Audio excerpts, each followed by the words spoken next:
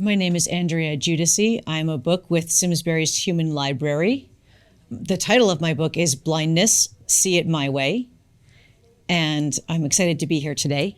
I'm glad that I had an opportunity to be part of this. And the message that I hope people learn from my book is that the life that I lead as an adult blind person is not all that different from the life that a sighted person leads, who is also an adult.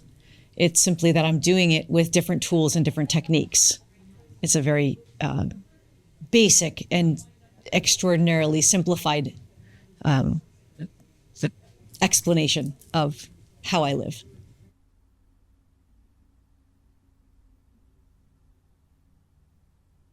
I was very, very lucky. I was raised predominantly by a single mom. And as she tells it to me, when she had me, she was very young, and she learned pretty soon after I was born that I was blind. And she reports to me, I don't remember this because I think I was 6 weeks old, that she was obviously quite startled to discover that she had a blind child. But she says that she said to herself, well, I really didn't know how to raise a baby anyway, so I don't know how to raise a blind baby, so I guess I'll just do whatever I was gonna do. It's not gonna make a difference in how I approach this child raising thing. And I'm so incredibly lucky because the doctors believed that I was blind because of my mom having had German measles or rubella. And so they told her that, this could never happen again with any other children, and that the best thing for me would be to have some sighted siblings. And that unfortunately, there wasn't a lot that could be done about the fact that I probably would be delayed in my approach, in my learning of things like sitting and walking and talking and potty training and all those things. But that she should just carry on. And thankfully, my mom's approach to this was, well, I don't get why that should all happen. Why should my blind child not be able to potty train on time or walk on time or talk on time? And so she chose to ignore that advice. Subsequent to my birth, a few years later, I got a baby brother who was also blind. And that is when the doctors realized that, in fact, the cause of our blindness is a congenital condition, a genetic condition, not something that was caused by rubella. And so now my mom was on her own raising two blind children. And she did something that is remarkable and very unfortunately rare for a lot of blind children. She raised us with expectations, and she raised us with a realistic role within the household and in the family unit. And what I mean by expectations is that we were told constantly and endlessly, and still are, that we are amazing, wonderful, fabulous people, but not because we're blind, but because we're her kids and she loves us. We were told we were awesome when we did our chores, but we had chores that we were expected to do. And so many children who are blind are raised with no expectation of having a role within the household. They're not given any chores. They're told, oh my gosh, you're amazing. You tied your shoes. You got out of bed this morning. You're remarkable. And if you're being told that every single thing you do is amazing because you're blind, it's very hard to grow up to be a well-adjusted kid or teenager, certainly adult. And if you're not given any role within the household as far as how to cook or clean or do your laundry or make a sandwich or any of those things, then you're not going to grow up to be able to be a self-sufficient person. And so because our mom set that tone with us, and hence with the rest of the family, that's the tone that was set for all of our being raised and how we have become competent, independent, functioning adults, is because of that modeling and that expectation from when we were infants.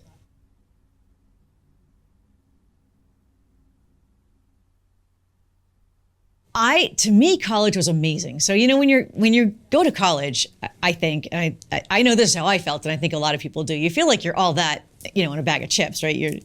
you feel like you're completely independent, even if you have 3 hots on a cot. But you're all grown up all of a sudden. You're on your own. You're making your own decisions. There's not someone right there to make sure that you've done your homework and going to bed at a reasonable time and getting up for class and not eating Cap'n Crunch 3 meals a day. Not that I did, of course, but not to say that there wasn't ice cream available at all those meals, because I was at UConn. But anyway, but what I experienced in college, more than just the experience of making sort of friends that felt more real and people accepting me more for who I was. Simsbury is a wonderful town, but it's very landlocked. If you don't drive, you can't get a lot of places in Simsbury. So the University of Connecticut, to me, was this marvel of accessibility, because I now had a campus that had, and this was back in the Stone Ages, before it is what it is today. But even then, it had a the co-op was a place that had books and cards and food and all this stuff, and it was right on campus. And just across the street, we had restaurants and a Friendlies and a drugstore and all these things that I could walk to. That was the first time in my life that I could be like, I want to go and have breakfast at Friendlies and do a bunch of shopping and have lunch at the Chinese restaurant and do a bunch of other stuff and have dinner at the Mexican place or the pizza place, and then go back to I want to be gone all day, and I can do that all on my own 2 feet. And it was amazing. I wanted to never leave that place. And all my friends who came from other places who were used to driving thought it was such a landlocked, it's so rural out here. It's such a, like, you guys don't know what you're talking about. This place is great. So I found college to be very emboldening in that I first learned what it was to truly feel independent, in the sense of I have the freedom of choice to take myself where I want to go when I want to go there. And that's an amazing feeling. That's a remarkable feeling.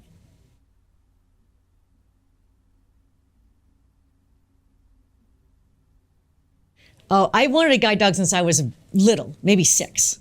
But I learned through a lot of reading that you have to get a guide dog. You have to be at least 16 to get a guide dog, or at least that's what I learned at the time.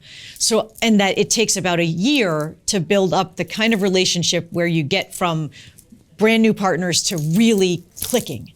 So I thought to myself, I don't want to graduate from high school in June, go to college in September, and get a dog in the middle, which is the traditional path of sort of the traditional path of getting a guide dog. To me, that didn't make sense, because that meant I'd have a guide dog for about a month and a half and then go off to college, and everything would be new, and it seemed not like a good plan.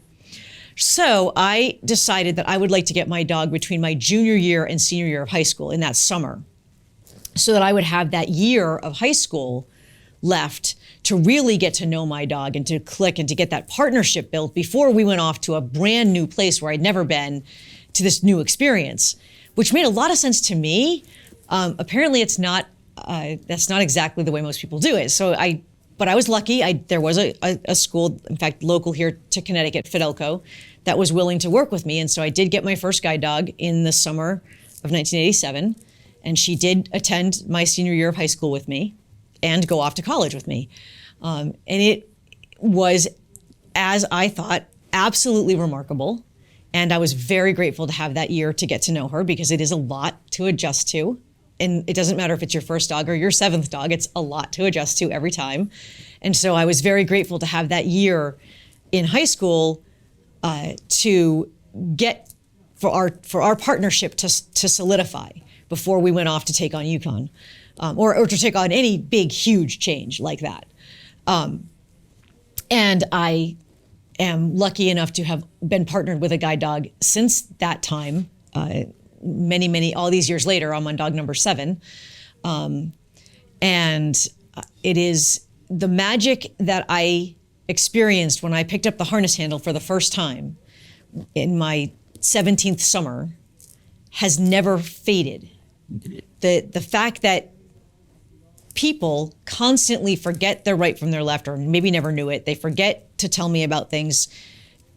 When I first had to trust a dog, I thought, well, how can I trust a dog if people are constantly forgetting about the fact that they need to tell me about something? It didn't make sense to me.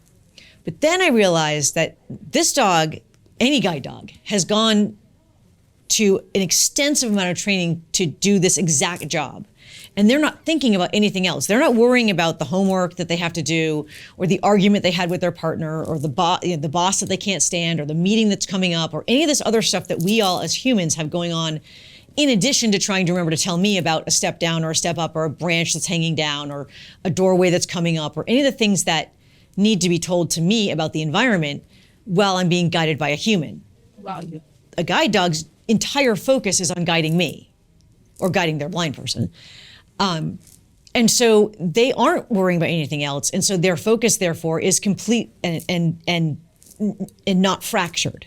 And so it makes them a much more efficient guide than a human in many cases, because A, they've been trained, and B, that's all they're focusing on. And the fact that I can say to my guide dog, left or right, or find me an empty chair, or find the escalator, or the fact that he has been trained to disobey my command if my safety is at risk is remarkable. It's beyond remarkable. And it's just unbelievable. And I appreciate that you brought this up, because it gives me a chance to highlight something that if you had checked me out from the library, it would be in bold type and in about 90-point type, because it's that important. If you are wandering about in the world and you encounter a working dog, a guide dog, a service dog, and you please completely ignore that dog. I know that they're very cute. I know they're fuzzy and they have waggy tails and they're often very flirtatious with their eyes. And I know that many, many people really love dogs, and that a dog can be very irresistible to a lot of people. But what I'm here to tell you is that this dog at my feet and the dog that is sitting next to anyone who's being guided by a guide dog, that is my eyes. And you would no more walk up to your friend and grab the glasses off their face and run away with them so your friend had no glasses to see through. That would be something you would think would be a horribly mean thing to do. Distracting a guide dog, and distracting means acknowledging them in any way, shape, or form, is like making me blind all over again. I can't see. I have a dog whose job it is to see for me. And if he's interacted with, yes, he's been taught to ignore people. He's been trained that his job is to see for me. But I would venture to guess that all of us have had days when we forget that we should be completely focused at work, and we lose our mind for a second and look away from what we're doing, or our mind wanders, or we maybe look at Facebook for a second, maybe.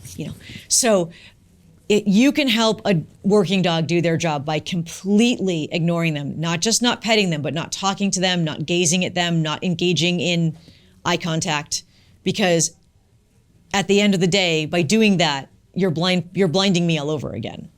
And that's a very scary and potentially life-threatening position to put me in.